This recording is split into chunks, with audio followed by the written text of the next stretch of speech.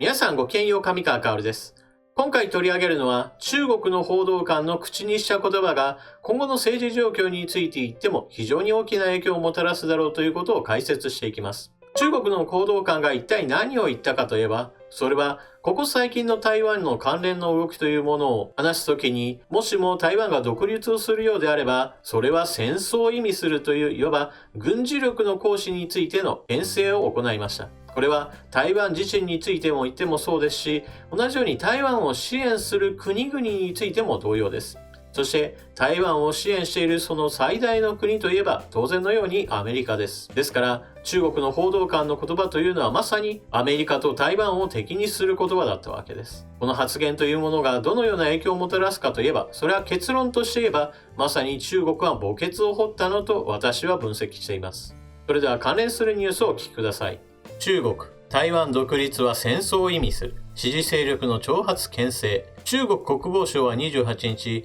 台湾海峡における最近の軍事活動について、外国勢力による干渉や台湾独立を支持する勢力による挑発への対応であり、台湾独立は戦争を意味すると表明した。中国軍機が台湾の防空識別圏に侵入するケースが増えているとの台湾の報告について質問を受けた国防省報道官が月例会見で明らかにした。中国国防省報道官はこの日の会見で、台湾は分離することのできない中国の一部だと強調。台湾海峡における中国人民解放軍の軍事活動は、同海峡をめぐる現在の安全保障の状況に対応し、国家の主権と安全保障を守るために必要な行動との考えを示した。その上で、台湾独立を目指す勢力による外的介入や挑発に対する厳正な対応だとした。報道官は台湾の一握りの人々が台湾独立を志向しているとし、台湾独立派に警告する。火遊びをする者は火傷する。台湾独立は戦争を意味すると語気を強めた。中国はこれまでも台湾に対する武力行使を否定しない姿勢を示してきたが、ここまで語気を強めるのは異例。台湾で対中政策を所管する大陸委員会は、主権の尊重、自由と民主主義の堅持に対する台湾の決意を中国は過小評価するべきでないと表明した。アメリカはトランプ前政権下で武器輸出や政府高官の訪問などを通して台湾を支援。バイデン新政権も台湾に対する強固なコミットメントを改めて示している。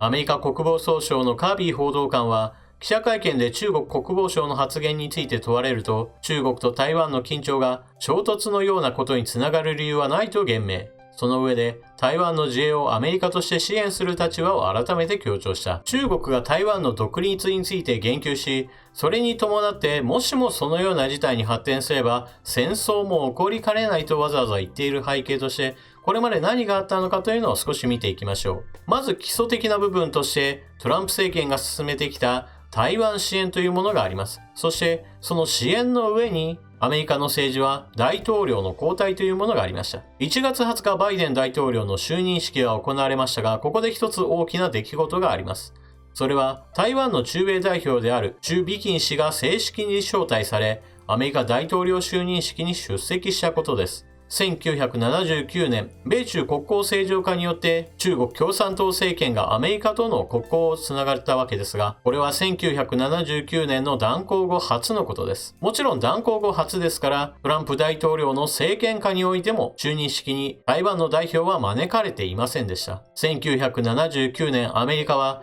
中国共産党政権との間に国交を正常化し、そして台湾との断交を行っていたのです。しかしアメリカはその後、台湾がこのまま中国共産党の支配に組み込まれることそれ自体は良しとせず、台湾への支援というものを行ってきました。アメリカが中華民国との断交を行い、それに伴って以後ずっと台湾の代表は大統領就任式に招かれてこなかったわけです。しかし今回は大統領就任式に招待され出席したわけです。当然のように中国は反発しました。こうした反発が起こるのは当然のことで、招待した側は必ずそのようなことを予想していたはずです。では一体誰が台湾の代表就任式に招待したのでしょうか。現在有力とされているのが、アメリカの国会下院議長の民主党のペロシ議長です。というのも就任式はアメリカの上下両院合同大統領就任式運営委員会というところが取り仕切っています。この運営委員会のメンバーというのが上下両院議長と院内総務らが行っています。そしてトランプ大統領からバイデン大統領へと変わるわけですから、共和党よりも民主党側の意見が強くなっている状況です。大統領が交代したのだからバイデン大統領が台湾の代表を呼んだのではないかと思われるかもしれませんが、ここには大きな問題があります。そもそも論としてアメリカの国会というのは民主党であろうと共和党であろうとも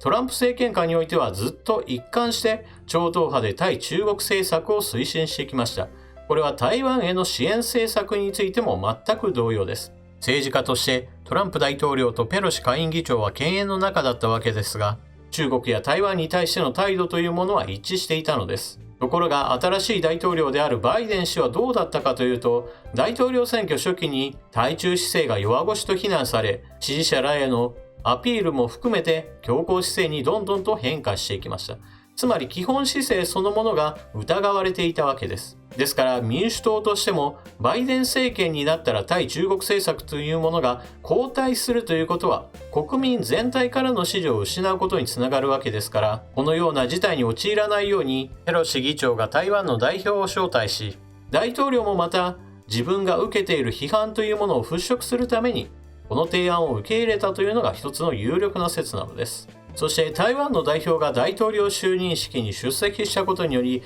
中国側はアメリカを非難するわけですが、同時に台湾への圧力も強化しています。1月23日、米軍の空母艦隊が台湾近海から南シナ海へと抜ける航行を行っています。これは南シナ海における演習等を行うためなのですが、この時まさに中国側は23日、24日と台湾の防空識別圏に多数の空軍機を侵入させています。侵入した機体数というのは近年では最多です。このような政治的な動きがあったからこそ、中国側は台湾が独立するようなことがあれば戦争にもつながるという話をしたわけです。まず今回の解説にあたっての基礎知識として皆さんと共有しなければならない話があります。それはニュースの紹介の中でも述べましたが、アメリカの議会というものは民主党であろうと共和党であろうとどちらについていっても対中国政策、そして台湾政策については中国の動きについては抑えなければならない、そして台湾は支援しなければならないという考えで一致しています。なぜそのように言えるかといえば、それこそトランプ政権がまさに進めてきた政策に議会というものが超党派で協力し、時にはトランプ大統領よりもより強力に対中国政策やもしくは台湾支援というものを進めてきたという事実があるからです。ですが、こうしたトランプ政権下における議会の動きというものを全く無視した状態で、バイデン大統領に代われば民主党の対中国政策というものがコロッと変わって、もはや中国の動きを抑えなくなるだろうという解説をされている方もいます。これは明らかにトランプ政権が行ってきた政策というものを全く無視する形での民主党評価であり、現状把握の解説としては全く間違っていると言えます。一方でバイデン大統領に変わった場合においては、中国に対する制裁が緩んでしまうと考えているのがこれまで私は述べてきました。それはまさに多国間連携に舵を切ろうとしていること、それ自体がまさにみんなで話し合うことによってなんとなく無難な方向、それこそヨーロッパは人権問題などについては厳しくするが、しかし一方においては貿易はどんどんと拡大したいという思いから中国に対する制裁などには全く乗り気ではないということからも明らかです。しかしアメリカの国内事情として今中国に対する動きというものを後退させるようなことになれば、それこそ共和党の支持者も起こりますし、民主党の支持者だって同様に政権に対するノーを突きつけることとなります。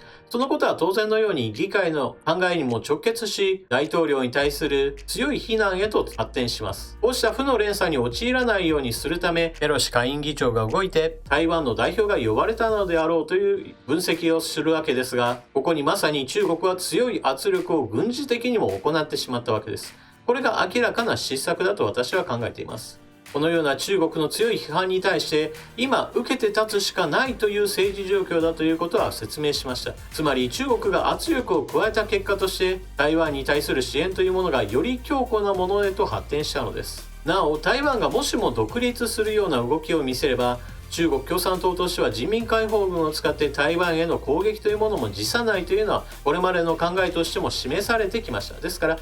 全くなかった話としていきなりこの話が出てきたわけではありません。その点についてはご注意ください。これは以前からの中国共産党の言い分なのですが、台湾というものはあくまでも中国領土であるということを前提として、それに伴って台湾周辺で何かが起こったとしても、それはあくまでも中国という国家の国内事情、国内問題であるから、海外からの批判は一切受け付けないといういわば論理構成を用意しているのです。一方、アメリカにおいてはトランプ政権がずっと続けてきたことなのですが、中国の動きを抑えなければならないというその意見については、民主党支持者であろうと共和党支持者であろうと、いわば党派を超えた形でアメリカの国民全体に浸透する形で支持されている政策です。また、中国がそのような軍事力を見せつければ見せつけるほど、台湾の人々というものは中国共産党の脅威というものを感じ、反発心を高めていきます。さて、私自身は台湾と日本との関係というものは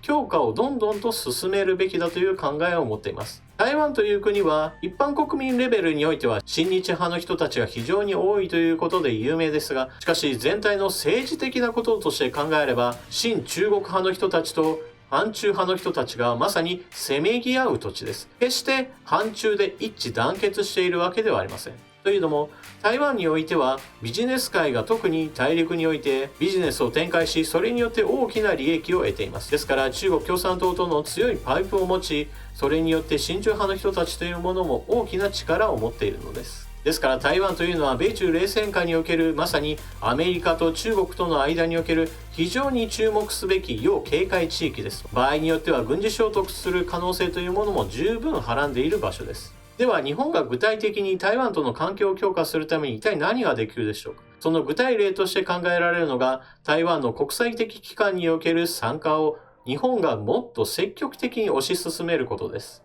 これは実現するかどうかという意味においては、実現しなくても全く問題ありません。それこそ台湾をサポートする形で各国に協力を呼びかける、そういった説得工作というものに加担するだけでも十分です。中国側はきっとかなり強い反発をするでしょうが、そのような反発があっても基本的には気にする必要はありません。中国が日本に反発して何かするようであれば、それこそ日本国内におけるお花畑の人たちに対しても中国の脅威というものを認識させるのに良い引き金となってくれるはずですし、またそれに伴って日本の経済界なども危機感を持って中国と付き合っていく関係というものを新しく作り直してくれるはずです。台湾の経済力というものは新型コロナウイルスによる被害が少なかったことや、先端産業の一角である半導体事業などにおいてTSMC がまさに世界トップメーカーとしての影響力というものを日々強めている状況です。ですから台湾が国際政治の中において参加しているのが当たり前だという状況が生み出すことができれば、それは日本にとっても非常に近隣国に信頼できるパートナーを得ることにもつながり、米中冷戦下における対中国への防波堤としての機能は維持されることとなり、これも日本にとっては重要なことなのです。以上のように今回の動画では、もしも台湾が独立する動きを見せれば、もはやそれは戦争状態に突入することもあり得ることを示唆した中国側の発言というものが、連鎖的に言えばまさにアメリカを台湾に釘付けにし、そして台湾の支援というものを決定づけるものとして中国側にとっては大きな失策となるという話をしました。皆さんは今回の解説を聞かれてどのように思われたでしょうか。ぜひともコメントしていってください。それでは動画を最後までご視聴いただきありがとうございました。チャンネル登録していない方はぜひともチャンネル登録を、そして動画を見終わったら評価ボタンのクリックもよろしくお願いします。それでは次の動画でまたお目にかかりましょう。またね。